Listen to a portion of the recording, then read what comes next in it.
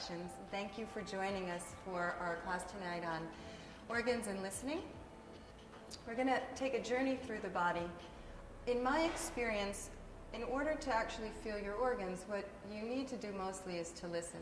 Oftentimes, we'll be moving our arms and our legs with no idea of how that's affecting what's going on inside.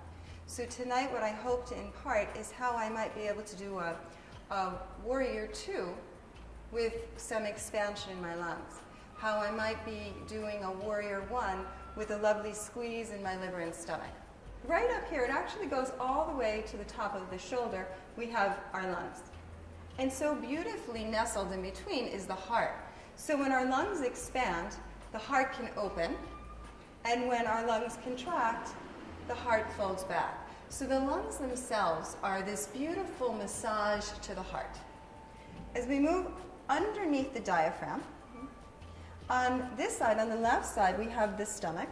We have the esophagus that comes all the way through, and we have the stomach, which is not much bigger than my hand.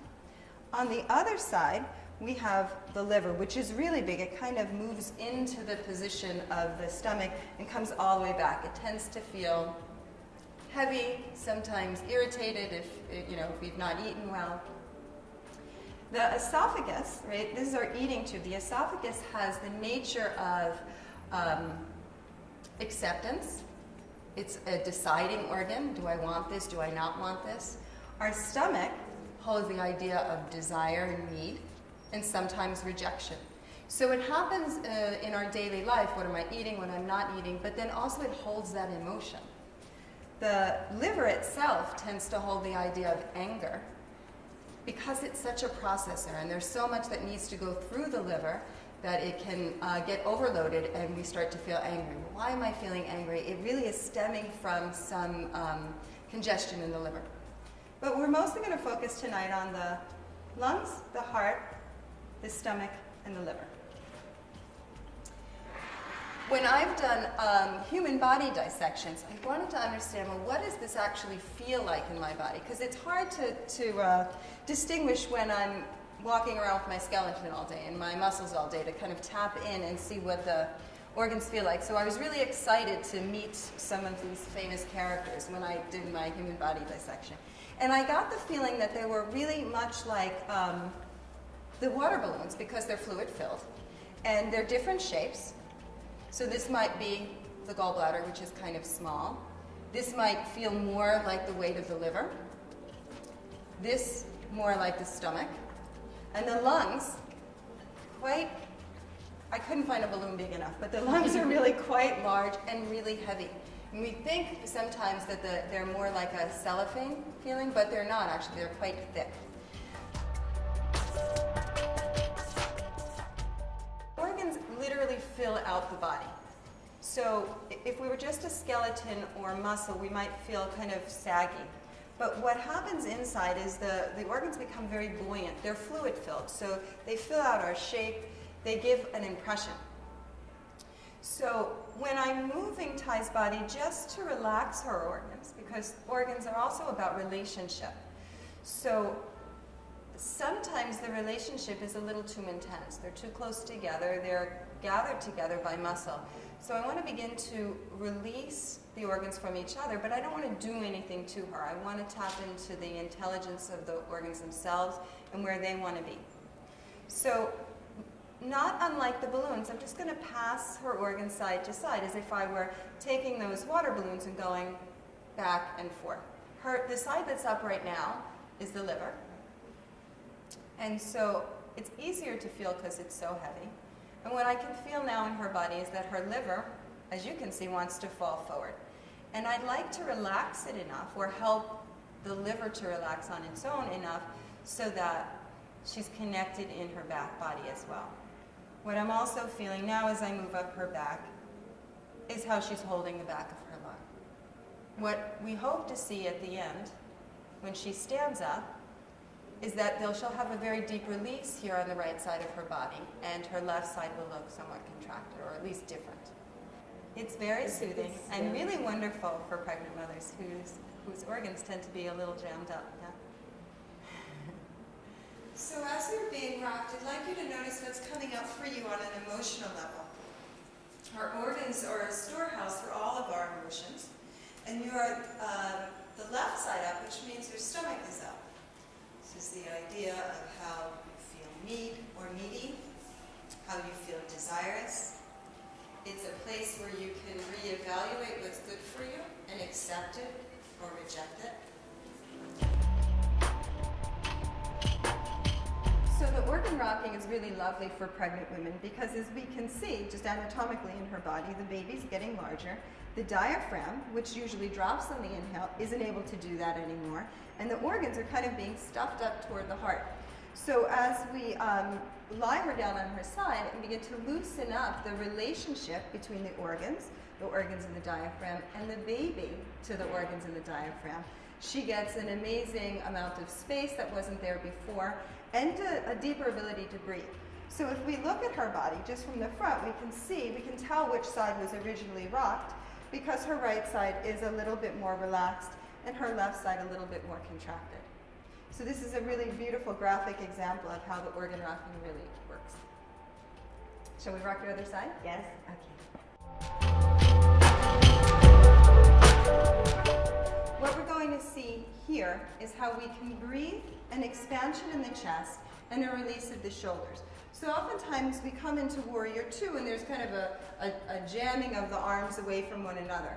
But she's going to actually relax in her shoulders. And we're going to focus here on her upper chest.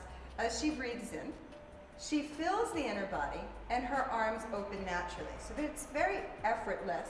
As she exhales, there's a calming and her heart gets to rest. And as she inhales, we get an expansion, and maybe you can see, it's hard to see with the naked eye, but there's a lengthening in her arms, not because of effort, but because of an expression in her inner body. She's going to exhale and turn into Warrior One,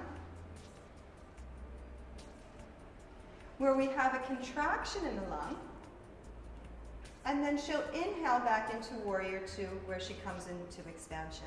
So what's really paramount here is the breath. It's not about the form of the pose. That happens as a result of paying attention or listening to the organs. So again, we can watch her exhale and see the contraction in the lungs. They get a little pressured here, which is very nice. And then they get to open up. A lot of the organ work is built upon this squeeze and soak principle, whereas we exhale, we kind of squeeze out what's not healthy, what's toxic, and as we inhale, we get a fresh breath, a flow of blood in the system. We're going to experiment with moving through the skeleton, and then using the skeleton to support the organs. So take your right arm up in your regular fashion. Notice how that feels. Now begin to get in touch with your lungs and your heart. And on an inhale, take the left arm up using the organs as well. So the skeleton is going to be in support of the organs. What you might notice here is that the left arm has come up higher in a more connected way. Exhale, your arms by your sides. Bring your hands to your hips and take your right foot back for Warrior Two.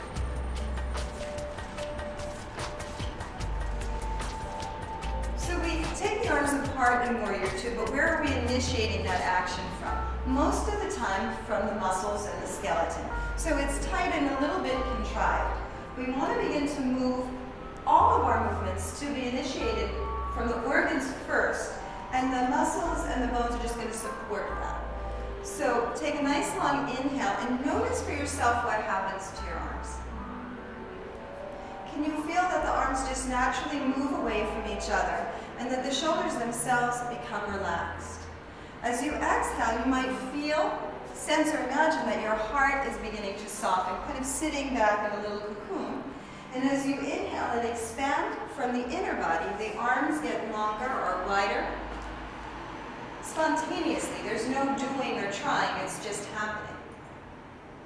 On your very next exhalation, take your right arm forward, feeling a hug in Warrior One. So the lungs contract a little bit here. And then prepare and open up into Warrior Two for that expansion. The movement gets initiated through the lungs, not the skeleton. Exhale back into Warrior One, feel the hug.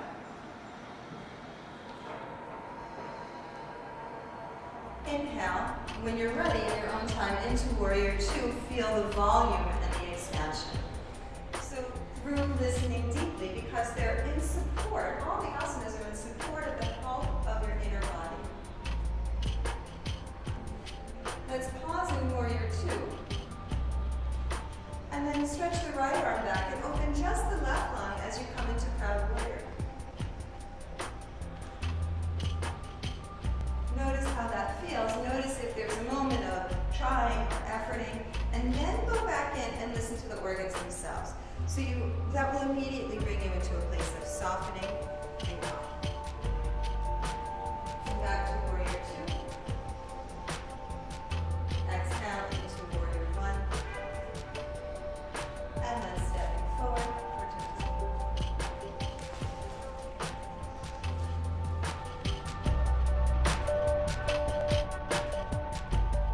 In the back of Zakia's body, there's a little bit of tension because she's organ heavy in the front. And we're going to allow that to even happen some more. So see if you can just relax your organs into my hand. That's a skill set all on its own, to be able to have the ability to relax the organs. I'm going to have her bow a little bit as if she's coming into a cat pose to soften her back body. You know, the kidneys and the back of the lungs are here. And then I'm going to take my fingers into her lower belly and roll her up through her liver into the stomach. Exhale. As she inhales, she's going to soften and relax. And as she exhales, I'm just helping the liver and the intestine on that side squeeze up. One more time. There's an opening in the back body, expansion in the lungs, and then an exhale into the twist. So she's literally twisting from her organs. How does that feel, Zakia? Feels like a full twist. A full twist. Thank you.